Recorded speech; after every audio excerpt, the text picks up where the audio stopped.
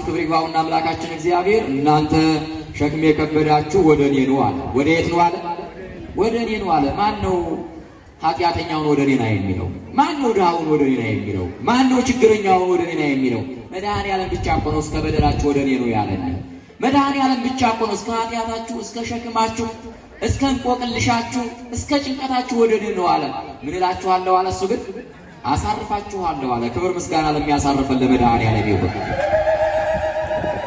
ስለዚህ ወገኖቼ ነገ የኛ አይደለም፣ ዛሬ እንጠቀም።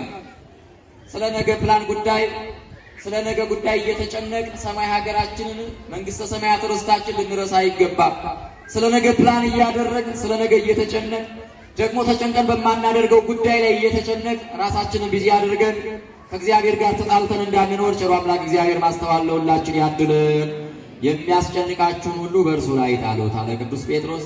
ስለዚህ ጭንቀት ያለባችሁ መከራ ያለባችሁ የኔ መከራ መቼ ነው የሚያልፈው? ፈተና መቼ ነው የሚወገደው? እንቆቅልሽ መቼ ነው የሚፈታው?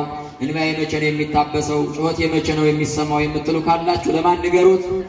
ለመድኃኔዓለም ተናገሩ። ችግራችሁ ሁሉ ይወገዳል። ለእርሱ ተናግሮ ያፈረ የለም። ወደ እርሱ ጮሆ እንባው ያልታበሰለት የለም። ጎደሎ ያልሞላለት የለም። ከውድቀቱ ያልተነሳ ማን አለ? መድኃኔዓለምን ጠርቶ ለሰው ብትነግሩት አስቀድሜ እንደነገርኳችሁ ነው። ጎደሏችሁን አይቶ ላይሞላላችሁ ይችላል። እግዚአብሔር ግን አይቶ ዝም የሚል አምላክ አይደለም። እግዚአብሔር ግን ተመልክቶ ስቆ ለሳቂዎች የሚያሳይ አምላክ አይደለም። በስውር የነገራችሁትን ጎደሏችሁን እርሱ በስውር ጎደሏችሁን ይሞላል። ጭንቀታችሁን ያስወግዳል። ከመከራ ያሳርፋችኋል። ወደ አሳራፊያችን ወደ መድኃኔዓለም እንድንመለስ አምላካችን እግዚአብሔር ማስተዋል ለሁላችን ያድለን። ያስተማረን የመከረን በቃሉ ያሳረፈን የፍጥረታት ሁሉ ባለቤት መድኃኔዓለም አባታችን ስሙ ለዘላለም የተመሰገነ ይሁንልን። ማለዳችንን ባርኮና ቀድሶ የዕለት ቁርሳችንን ይህንን የመሰለ ቃሉን መግቦናል።